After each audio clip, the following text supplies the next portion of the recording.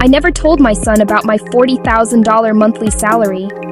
To him, I was just his simple mother, the woman who left early for work, came home tired, and cooked with whatever was in the fridge. Ordinary, unremarkable.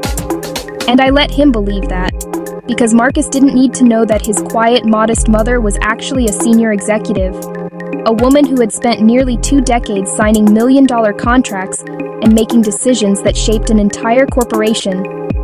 Why tell him? I never cared about showing off. I grew up in a time when dignity didn't need applause, when silence was stronger than pride. So I lived simply. I stayed in the same small apartment, carried the same old leather bag, wore clothes from discount stores, cooked my own meals, and quietly built a fortune. Because real power doesn't make noise. Real power watches, listens, and waits.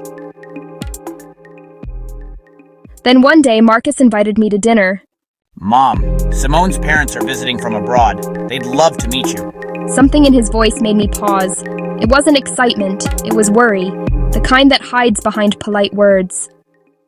So I decided to test something. I wanted to see how they would treat a woman who had nothing, or at least looked like she had nothing. I would play the part of a broke, naive mother. But the moment I stepped through the doors of that elegant restaurant, everything changed. What happened that night devastated Simone and her parents in a way they never saw coming. And believe me, they deserved every second of it.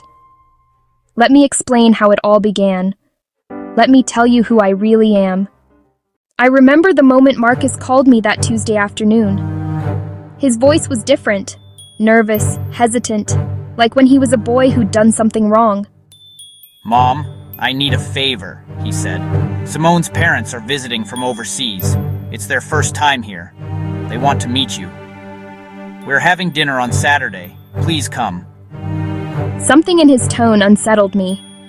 It wasn't the voice of a son inviting his mother. It was the voice of someone asking not to be embarrassed. Someone desperate to make a good impression. I asked quietly, "Do they know anything about me?" There was a long pause before he answered, stumbling over his words.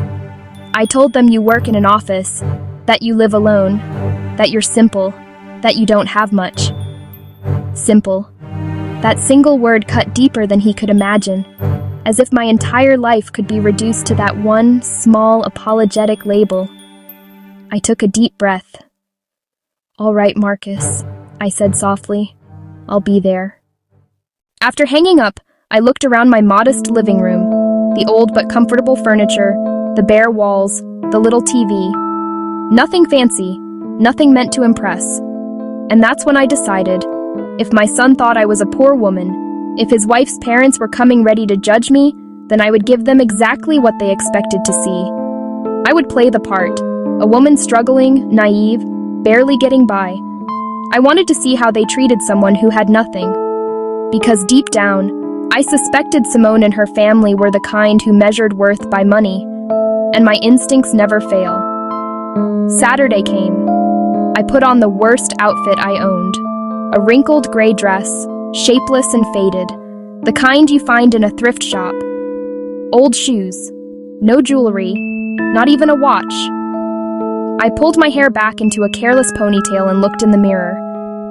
The reflection staring back was a woman worn down by life, forgettable, invisible, perfect. I got into a taxi and gave the address, a luxury restaurant in the most exclusive part of the city, the kind where the menu has no prices, and each table setting costs more than most people earn in a month. As we drove through the evening streets, I felt something strange, a mix of calm and curiosity.